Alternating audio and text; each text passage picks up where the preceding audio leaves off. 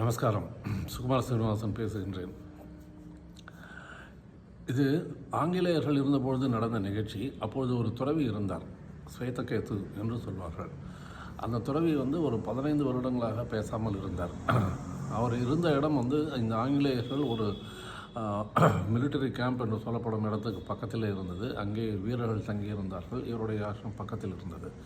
இவர் 15 வருடங்களாக பேசாமல் இருப்பார், தவம் செய்து கொண்டிருப்பார். அப்பொழுது எந்தவித சம்மந்தமும் இருக்காது இவருக்கும் அந்த வீரர்களுக்கும். ஆனால் ஒரு நாள் இரவு அவர் தனியாக வெளியே சென்றிருந்த பொழுது இந்த வீரர்கள் அவரை பார்த்து பிடித்து விட்டனர். பிடித்துவிட்டு, என்ன நீங்கள் யார் என்று கேட்டனர். அவர் பதில் சொல்லவில்லை. அவர்களுக்கு சந்தேகம். திருப்பி கேட்டனர். அவர்கள் பதிலே சொல்லவில்லை. அப்பொழுது அவளுக்கு சந்தேகம் வந்துவிட்டது. நீங்கள் ஏதாவது ஒரு ஸ்பை பட்டனா என்று கேட்டார்கள். இல்லை, இவர் பதிலே சொல்லவில்லை. ஏனெனில் மௌனத்தில் இருக்கின்றார், பேச மாட்டார். அப்பொழுது இவர்களுக்கு சந்தேகம் வந்துவிட்டால் அவரை உள்ளே அழைத்து சென்று அவரை சித்திரவதை செய்தார்கள். அவர் பதில் சொல்லவே இல்லை. வீரர்களுக்கு மிகவும் கோபம் அதிகமாகிவிடும். ஏனெனில் எந்த பதிலும் வரவில்லையே. ஆனால் கோபம் அதிகமாகிவிட்டதுன்னா அவரை கத்தியால் குத்த ஆரம்பித்தார்கள். அப்பொழுதும் அவர் பதில் சொல்லவில்லை. அவர்கள் மிகவும் கோபப்பட்டனர். அப்போது இவரை கொண்டு விட வேண்டும் என்று முடிவெடுத்து மிகவும் ஒரு பெரிய கத்தி எடுத்து அவரை குத்தினார். ரத்தம் மிக அதிகமாக வெளிப்பட்டது. அப்பொழுது அந்த துறவியை வாய்த்திருந்து பேசினார். ஸ்வேதகேது, நீதான் அது, தத்துவமசி என்று சொன்னார். அந்த வீரர்களுக்கு புரியவில்லை. என்ன சொல்கின்றீர்கள் என்றார். அப்பொழுது அவர் சொன்னார், நீங்கள் நான் பேசாமல் இருந்தேன். ஆனால் இப்போது நான் இறக்கும் தருணத்திலே நான் பேச வேண்டிய கட்டாயம் வந்துவிட்டது. அதுவும் என்ன பேசினேன் என்றால் நான் தான் அது என்ற ஒரு வார்த்தையை தான் சொன்னேன் என்று கூறிவிட்டார். அவர்களுக்கு புரியவே இல்லை. இந்த கதையில் என்ன கதையில் நடந்த நிகழ்ச்சி இது என்ன தெரிகின்றது என்றால், சாதாரணமாக நான் இருக்கின்றேன், நீங்கள் இருக்கின்றீர்கள். நான் இருக்கின்றேன், எதிரே ஒரு பொருள் இருக்கின்றது. இவ்வாறு தான் நாம் வித்தியாசப்படுத்தி பார்க்கின்றோம். அது ஏனெனில் நமக்கும் அதற்கும் அது மற்றவர்களுக்கும் மற்ற பொருளுக்கும் இடையிலே இடைவெளி இருக்கின்றது. எனவே நாம் வித்தியாசப்படுத்தி பார்க்கின்றோம். இது ஒரு உருவம், அது ஒரு உருவம் என்று வித்தியாசப்படுத்தி பார்த்து அதன்படி தான் வாழ்க்கையை நடத்தி கொண்டு இருக்கின்றோம். அதனால் தான் முதலிலே பார்த்தோம் பல்வேறு விதமான பிரச்சனைகள் இருக்கின்றது என்று. ஆனால் தெளிந்தவர்கள் விழிப்புணர்வு பெற்றவர்கள் அவர்கள் இதை விட்டுவிட்டார்கள். நான் நீ என்பதையே விட்டுவிட்டார்கள். ஏனெனில் இரண்டும் ஒன்றுதான் என்ற உண்மையை அவர்கள் தெரிந்து கொண்டார்கள். நான் வேறு நீ வேறு என்று கிடையாது, நான் வேறு அந்த பொருள் வேறு என்று கிடையாது என்ற உண்மையை மிக தெளிவாக தெரிந்து கொண்டார்கள். அதனால் அவர்களுக்குள்ளே எந்த விதமான வித்தியாசமும் கிடையாது.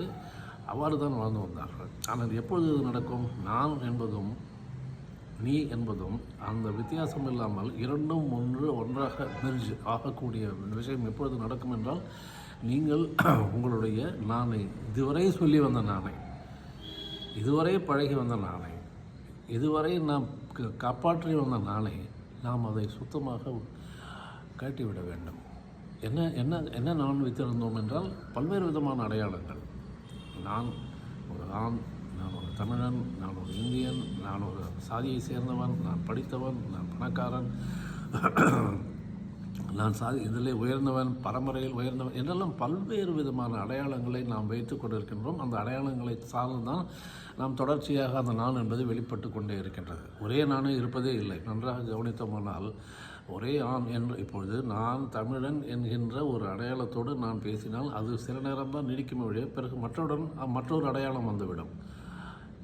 எதிரே இருக்கும் நிகழ்ச்சி, எதிரே இருக்கும் பொருளுக்கு ஏற்றப்போ மற்றொரு அடையாளம் வந்துவிடும். அப்பொழுது அந்த நான் தமிழன் என்ற நான் கரைந்து போய்விடும். இதே போல் பல்வேறு அடையாளங்களுடன் நாம் தினசரி வாழ்க்கையை வாழ்ந்து கொண்டிருக்கும் பொழுது என்ன நடக்கின்றது என்றால், நான் என்று சொல்லக்கூடிய நான் என்பது தொடர்ச்சியாக இருப்பது போல் நமக்கு ஒரு பிம்பம், பிரமை உண்டாகின்றது. உண்மையிலேயே அவர் கிடையாது. அதுதான் உண்மை.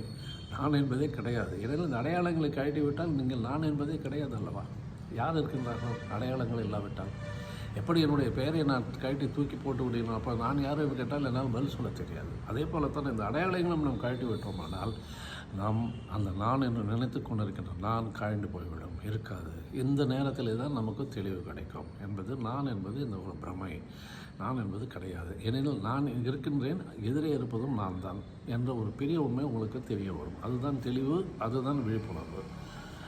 எவ்வாறு செய்வது, எவ்வாறு அதை கடைப்பிடிப்பது, எவ்வாறு உங்களை நீங்களே அடையாளப்படுத்தி வைத்திருக்கின்ற அடையாளங்களையும் சார்புநிலையிலும் சுத்தமாக கழட்டி எறிந்து விடுங்கள். சுத்தமாக கழட்டி எறிந்து விடுங்கள். அந்த எரிந்த பின் நீங்கள் எவ்வாறு நீங்கள் வாழ்கின்றீர்கள் என்று பாருங்கள். அதுதான் உங்களுக்கு விழிப்புணர்வு நிலை என்று சொல்லப்படும். அதுதான் விழிப்புணர்வு. அப்பொழுதுதான் உங்களுக்கு தெரியும், நான் என்பதும் எதிரே இருக்கும் நானும் ஒன்றுதான் என்று. நன்றி, வணக்கம்.